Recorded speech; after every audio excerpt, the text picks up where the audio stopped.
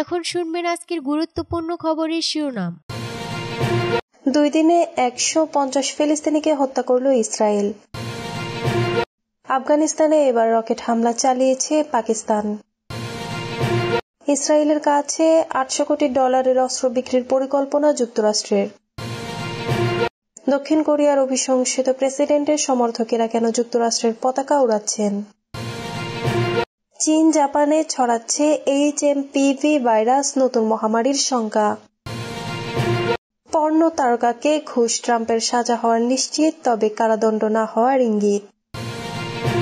হাসিনাকে ফেরাতে ঢাকার অনুরোধ পেয়েছে নয়াদিল্লি, নিশ্চিত করল ভারত। 2 দিনে 150 ফিলিস্তিনিকে হত্যা করল ইসরায়েল। ইসরায়েলের প্রতিরক্ষা বাহিনীর বিমান হামলায় ফিলিস্তিনের গাজা উপত্যকায় গত 2 দিনে কমপক্ষে 150 জন নিহত হয়েছেন। শনিবার কাতার ভিত্তিক সংবাদ মাধ্যম আল জাজিরার এক প্রতিবেদনে এ খবর জানিয়েছে। খবরে বলা হয়, শুক্রবারের হামলায় কমপক্ষে 73 জন ফিলিস্তিনি নিহত হয়েছেন। এর আগের দিন বৃহস্পতিবারের হামলায় নিহত হয়েছেন 77 জন। এছাড়া গত বছরের অক্টোবর থেকে চলা এই হামলায় আহত হয়েছেন আরো লক্ষাধিক ফিলিস্তিনি। 2023 সালের 7 অক্টোবর হামাসের নজিরবিহীন হামলার পর থেকে গাজা উপত্যকায় অবিরাম বিমান ও স্থল হামলা চালিয়ে যাচ্ছে দখলদার ইসরায়েল। মন্ত্রণালয়ের তথ্য অনুসারে বৃহস্পতিবারের হামলায় গাজা উপত্যকার অন্তত 8টি এলাকায় বিমান হামলা চালিয়েছে ইসরায়েল বিমান বাহিনী। গত 15 মাসের অভিযানে মোট নিহতের সংখ্যা পৌঁছেছে 45,719 জনে। সেই সঙ্গে এই সময়সীমায় আহত হয়েছেন আরো অন্তত 1,08,583 জন। আফগানিস্তানে এবার রকেট হামলা চালিয়েছে পাকিস্তান। আফগানিস্তানের খোস্ত প্রদেশের আলী শের বিভাগে রকেট হামলা চালিয়েছে পাকিস্তান। বৃহস্পতিবার মধ্যরাত থেকে শুক্রবার সকাল পর্যন্ত এই হামলা হয়। তেলো নিউজের সূত্র অনুযায়ী জবাবে তালেবান সেনারাও পাল্টা হামলা চালিয়েছে। এর আগে 2 দেশের সেনাদের মধ্যে ব্যাপক সংঘর্ষের তথ্য জানানো হয়েছে। জানা গেছে, ওই দিন আফগানিস্তানের রকেট ছুড়ে পাকিস্তানের সীমান্ত বাহিনী আফগানিস্তানের সরকারের নিয়ন্ত্রণে থাকা তালেবানে হামলার নিন্দা জানিয়েছে। তবে পাক বাহিনীর রকেট হামলায় কোনো হতাহতের ঘটনা ঘটেনি বলে জানিয়েছে তারা। খোস্তের এক বাসিন্দা জানিয়েছেন, হামলার পর যোগাযোগ ব্যবস্থায় সমস্যা সৃষ্টি হয়। তাদের অনেকেই নিজেদের গ্রামে যেতে পারেননি। এদিকে আফগানিস্তান সীমান্তে তেহরিকে তালেবান পাকিস্তানের ঘাঁটি লক্ষ্য করে হামলা চালানোর দাবি করছে পাকিস্তান। তবে তালেবানের দাবি সেখানে টিটিপির কোনো কর্মকাণ্ড নেই। গত বছরের শেষ থেকে আফগানিস্তানে পাকিস্তানের হামলায় 70 জনের বেশি মানুষ নিহত হন, যাদের বেশিরভাগই বেসামরিক নারী ও শিশু বলে দাবি করেছে তালেবান। আজিজ মারেজ নামে সাবেক এই কূটনীতিক বলেছেন, এ ধরনের হামলা পাল্টা হামলা কোনো ভালো ফল বয়ে আনে না, কিন্তু 2 দেশের মানুষের মধ্যে ঘৃণা সৃষ্টি করে। ইসরায়েলের কাছে $800 কোটি অস্ত্র বিক্রির পরিকল্পনা যুক্তরাষ্ট্রের। ইসরায়েলের কাছে $800 কোটি অস্ত্র বিক্রির পরিকল্পনা করেছে যুক্তরাষ্ট্র। জো বাইডেন প্রশাসন অনানুষ্ঠানিকভাবে যুক্তরাষ্ট্রের কংগ্রেসকে বিষয়টি জানিয়েছে। 2টি সূত্রের বরাত দিয়ে গতকাল শুক্রবার মার্কিন সংবাদ মাধ্যম এক্সিওস এ খবর প্রকাশ করেছে। খবরে বলা হয়েছে, যুক্তরাষ্ট্র যেসব অস্ত্র বিক্রির পরিকল্পনা করেছে তার মধ্যে যুদ্ধ বিমান এবং শত্রুকে আক্রমণ করতে ব্যবহৃত হেলিকপ্টারের সামরিক রসদ রয়েছে। এছাড়া গোলা ও যুদ্ধ বিমানের জন্য আকাশেই নিক্ষেপণযোগ্য ক্ষেপণাস্ত্র তালিকায় রয়েছে।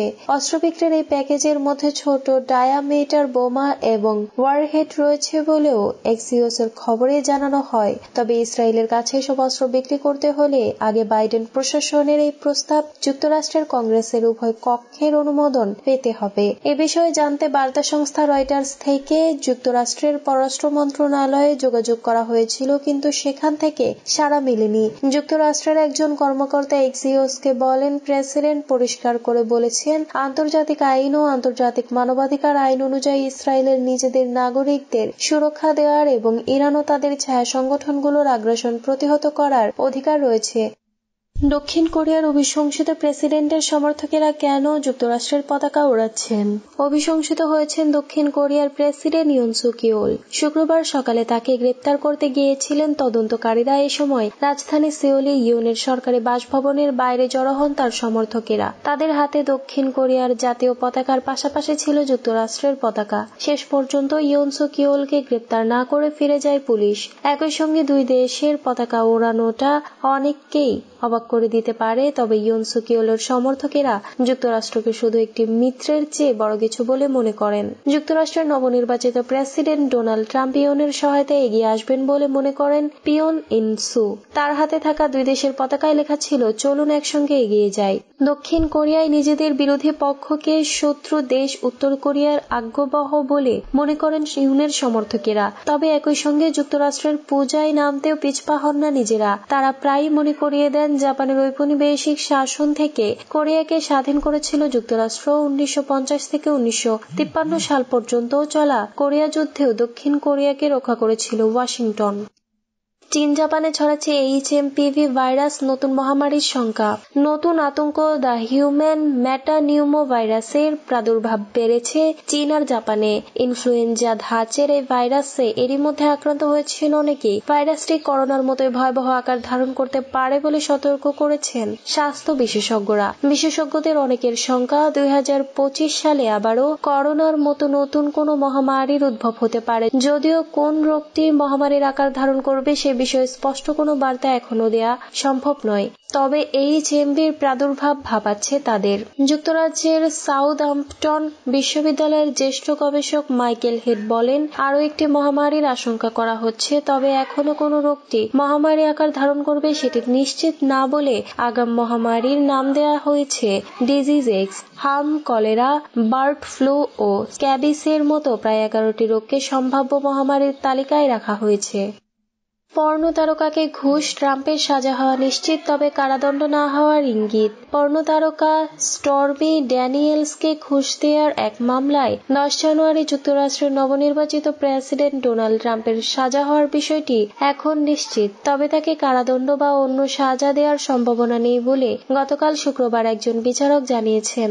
যৌন সম্পর্কের বিষয়টি ধামাচাপা দিতে স্টর্মিকে ঘুষ দেওয়া সংক্রান্ত ফৌজদারি মামলাটিতে নিউ ইয়র্কের ম্যানহাটন আদালতে ডোনাল্ড ট্রাম্পের বিচার চলছে। বিচারক হুয়ান ম্যারচিয়ানের এই বক্তব্যের অর্থ হল, 20 জানুয়ারি প্রেসিডেন্ট হিসেবে দায়িত্ব গ্রহণ করার মাত্র 10 দিন আগে ট্রাম্পকে আদালতে হাজির হতে হবে।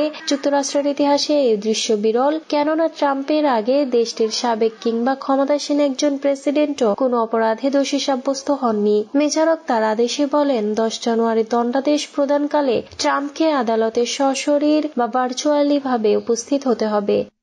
হাসিনাকে ফেরাতে ঢাকার অনুরোধ পেয়েছে নয়াদিল্লি, নিশ্চিত করল ভারত। বাংলাদেশের ক্ষমতাচ্যুত সাবেক প্রধানমন্ত্রী শেখ হাসিনাকে ঢাকায় ফেরত পাঠানোর অনুরোধ পেয়েছে ভারত। শুক্রবার সাপ্তাহিক ব্রিফিংয়ে দেশটির পররাষ্ট্র মন্ত্রণালয়ের মুখপাত্র রণধীর জয়সওয়াল এ তথ্য নিশ্চিত করেছেন। তিনি বলেন, আমরা নিশ্চিত হয়েছি যে হাসিনার প্রত্যর্পণের বিষয়ে বাংলাদেশের পক্ষ থেকে আমরা অনুরোধ পেয়েছি, এর বাইরে আমরা আর কিছু বলার নেই। নোবেল বিজয়ী প্রফেসর মোহাম্মদ ইউনূসের নেতৃত্বাধীন অন্তর্বর্তীকালীন সরকার সম্প্রতি শেখ হাসিনার প্রত্যর্পণের অনুরোধ জানিয়ে ভারতের পররাষ্ট্র মন্ত্রণালয়ের একটি কূটনৈতিক নোট পাঠানোর পর আজ ভারত এ প্রতিক্রিয়া জানালো।